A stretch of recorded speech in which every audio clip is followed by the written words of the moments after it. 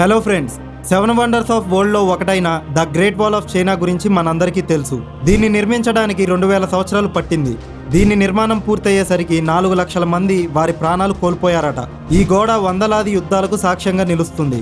అయితే దీన్ని great wall of China అని ఎందుకు పిలుస్తారు? చైనా దీన్ని అప్పుడు ఎందుకు నిర్మించింది? ఇలాంటి గోడను నిర్మించాలని వాళ్లకు ఎందుకు అనిపించింది? కొన్ని వేల సంవత్సరాలుగా కృషి చేసి నిర్మించినప్పటికీ ఈ గోడను ఎందుకు ఫెయిల్యూర్ ప్రాజెక్ట్ గా కన్సిడర్ చేస్తారు? నిజంగానే ఈ గోడను అంతరిక్షం నుంచి చూడగలమా? ఇలాంటి ఎన్నో విషయాల గురించి ఈ రోజు మన వీడియోలో తెలుసుకుందాం. The great wall of China ప్రపంచంలోనే అతి పొడవైన గోడ.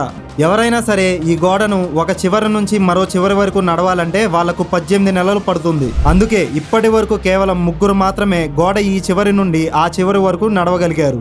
ఈ గోడ మొత్తం ఒకేసారి నిర్మించింది కాదు, దీన్ని అనేక విభాగాలుగా నిర్మించారు. కొన్ని చోట్ల ఇటుకలతో, మరికొన్ని చోట్ల గ్రానైట్ రాళ్లతో నిర్మించారు. ఈ గోడ చైనాలోని ఉత్తర భాగంలో ఉంది. మంచుతో నిండిన ఎడారిలో నుంచి ఎల్లో రివర్ వరకు విస్తరించి ఉంది. చైనీస్ ప్రజలు ఈ గోడని స్టోన్ డ్రాగన్ అని పిలుస్తారు.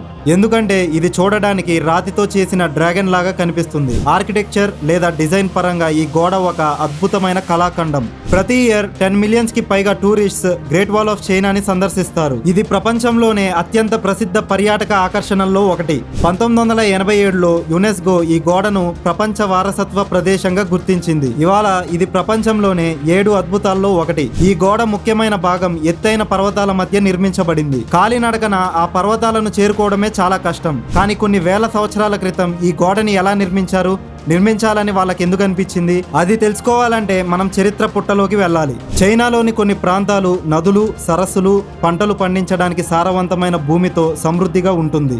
మరికొన్ని ప్రాంతాలు ఎడారులు, బంజారా భూములతో ఉంటాయి. వ్యవసాయం మొదట చైనాలోని షాంగ్జీ అనే ప్రాంతంలో మొదలైంది. ఇక్కడ ప్రజలు నీళ్ల కోసం ఎల్లో రివర్ లోని వాటర్ ను ఉపయోగించేవాళ్ళు.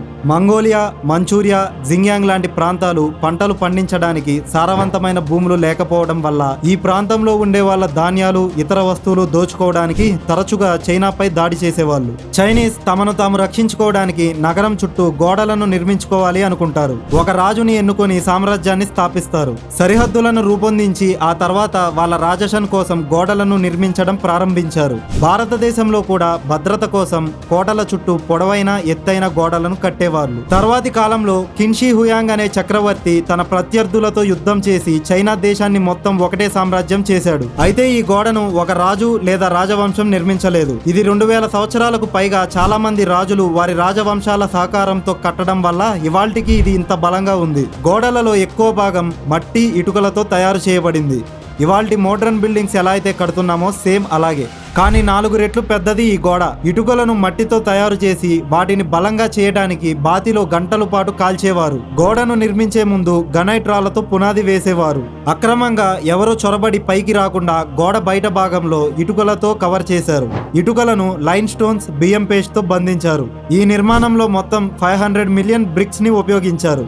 గోడ సగటి ఎత్తు 23 అడుగులు, వెడల్పు 21 అడుగులు. కొన్ని చోట్ల 9 అడుగుల ఎత్తు ఉంటే మరికొన్ని చోట్ల 35 అడుగుల ఎత్తు ఉంటుంది. 5గురు సైనికులు వాళ్ళ గుర్రాలతో పక్కపక్కనే నడిచేలాగా 10 అడుగుల వెడల్పుతో గోడ ఉంటుంది.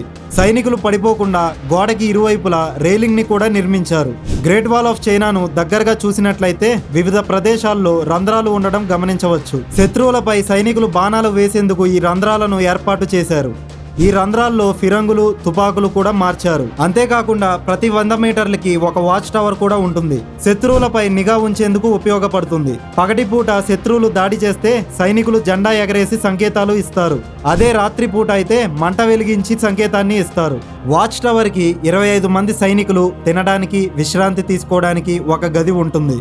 గ్రేట్ వాల్ అంతా దాదాపుగా 25,000 ఇటువంటి వాచ్ టవర్స్ ఉన్నాయి. శత్రువులు ఎవరైనా దగ్గరికి వచ్చినా లేదా గోడ ఎక్కడానికి ప్రయత్నం చేసినా సైనికులు వారిపై పెద్ద పెద్ద రాళ్లను ఇసురుతారు. పైనుండి చూస్తే ఈ గోడ స్నేక్ లాగా కనిపిస్తుంది. అయితే మనం చాలా సార్లు గ్రేట్ వాల్ ఆఫ్ చైనాను అంతరిక్షం నుంచి చూడవచ్చు అని వినే ఉంటాం. అయితే ఇందులో ఎలాంటి నిజము లేదు. గ్రేట్ వాల్ ఆఫ్ చైనా అంతరిక్షం నుంచి లేదా చంద్రునిపై నుంచి కనిపించదు. ఈ గోడలో చైనీస్ సైనికులకు మాత్రమే తెలిసిన అనేక రహస్య స్వరంగాలు, తలుపులు కూడా ఉన్నాయి. స్వరంగాలు సైనికులను ఒక ప్రదేశం నుండి మరొక ప్రదేశంకి త్వరగా వెళ్లడానికి ఉపయోగపడతాయి. కొందరు చరిత్రకారులు ఇచ్చిన రిపోర్ట్స్ ప్రకారం చైనా సైనికులు మంగోలియాలోకి ప్రవేశించి దాడులు చేసి ఆపై తిరిగి రావడానికి ఈ రహస్య స్వరంగాలను ఉపయోగించుకుంటారు. దాదాపుగా 20 లక్షల మంది కార్మికులు ఈ గోడను కట్టడానికి పనిచేశారు. వీళ్లతో పాటు వేలాది గుర్రాలు, గాడిదలు, ఇతర జంతువులు వస్తు రవాణా కోసం ఉపయోగించారు. గ్రేట్ వాల్ ని ప్రపంచంలోనే అతిపెద్ద శ్మశాన వాటిక అని కూడా పిలుస్తారు. ఎందుకంటే దాని నిర్మాణ సమయంలో చాలా మంది ప్రాణాలు కోల్పోయారు. కొందరు అక్షతతో చనిపోతే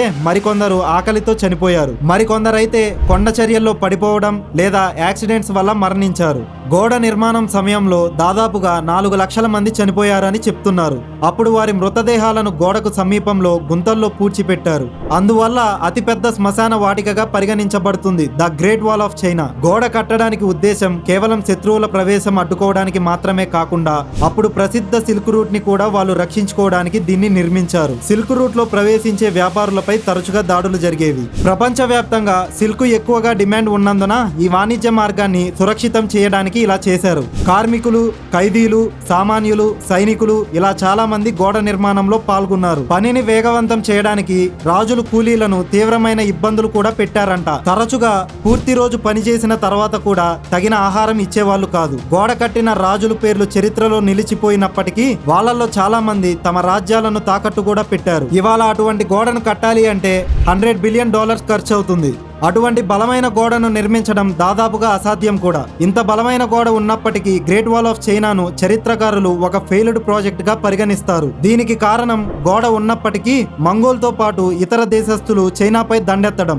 ఈ దాడులు సమర్థవంతంగా ఆపడంలో ఈ గోడ విఫలమైంది. 13వ శతాబ్దంలో జంజిస్ ఖాన్ గోడను దాటి చైనాలో ప్రవేశించి భారీ విధ్వంసం సృష్టించాడు. దీంతో గోడ విస్తీర్ణం మరింత పెరిగింది. 1550లో మంగోల్ మరోసారి గోడను దాటి బీజింగ్ తో పాటు ఇతర ప్రామిస్లను దోపిడీ చేసింది. రెండో ప్రపంచ యుద్ధంలో చైనా వాళ్ళు శిక్షణ ఇవ్వడంతో పాటు జపాన్ సైన్యాన్ని అడ్డుకోవడానికి గ్రేట్ వాల్ ముఖ్యమైన పాత్ర పోషించింది. గోడ వల్ల ఎలాంటి ప్రయోజనం లేదు అని చెప్పడానికి లేదు.